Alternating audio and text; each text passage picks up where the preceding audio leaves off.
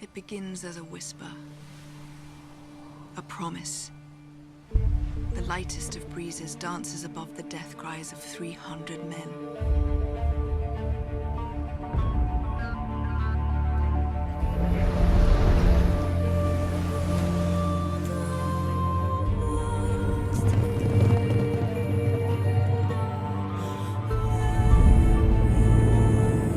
That breeze became a wind.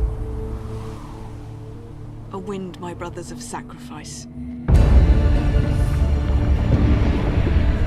A wind of freedom. A wind of justice. A wind of vengeance.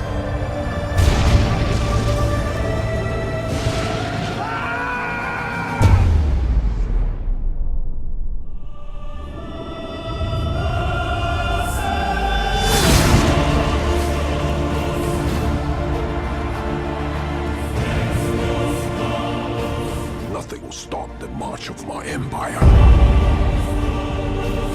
I will attack the Greeks with my entire navy.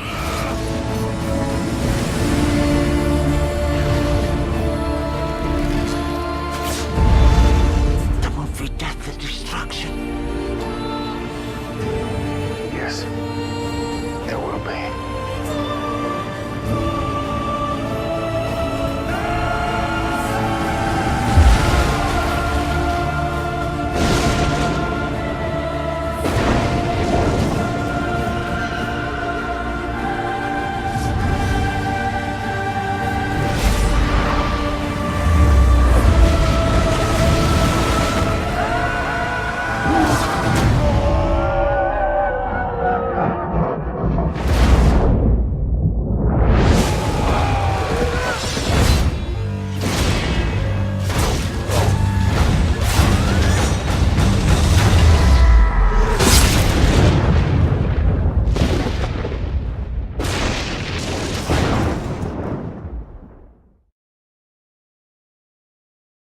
First off, I have to say I'm pretty impressed. That trailer is so long, yet doesn't give away the whole movie. That's been a common complaint a lot of us have been having lately, where you watch the trailer and you're like, I just watched a 2-minute cut-down version of the film.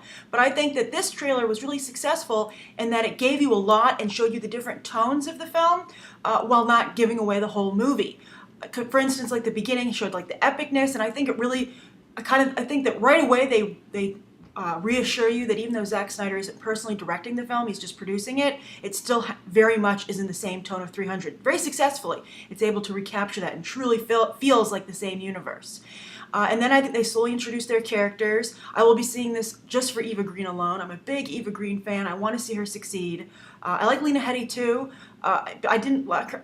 I know when I went to see the original 300, when she stabs that guy at the end, I will always remember it because a woman in the front of the theater, it was a very packed, crowded theater, this woman just stood up and was like, yeah, and like really cheered it on. And it was, it was so funny to see that and so unusual that it's always stuck out in my mind about that movie.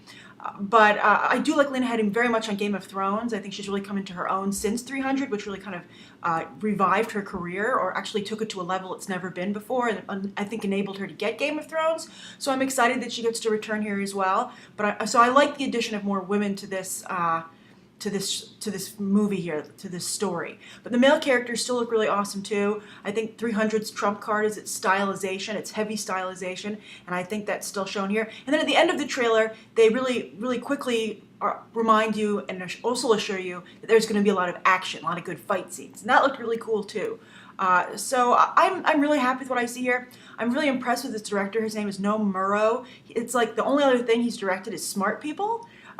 He had very little information about him available online. I'm going to have to dig a little deeper because I know that he was up for Die Hard, Good Day to Die Hard, but he turned it down so he could do 300 Rise of an Empire. And I don't know I don't know why a studio would be fighting over the guy who directed Smart People, this little small indie film that has no special effects. But whoever picked him knew what they were doing because I'm really impressed. And I will say, I saw some people talking about, oh, more green screen. But, that's kind of what 300 is. It's heavily green screened, and you have to green screen it to get the kind of stylized environment I'm talking about here. And also, I will say, I think some of the wire work was a little obvious. And that cool shot when that guy jumps off the cliff, the edge of the cliff with his sword down below, I think for just a second when he kind of like changes direction or changes his body angle, it's unnatural. It's, you know, it seems like he's on a wire or it's somehow computer affected. And, you know, I think for something like that, I mean, just get the guy to jump off something really big from a high, you know, angle and green screen him. So I think they have to watch that. But it looks good. What do you think of this? Are you, if Gerard Butler isn't there, no sale for you? Or do you think they have some suitable replacements? I'm glad they got that one guy back, though, that guy with all the jewelry on. So they have the kind of their continuation. So I'm excited. The only thing that gives me pause is that this film has been delayed a year. You'll notice this isn't coming out until 2014.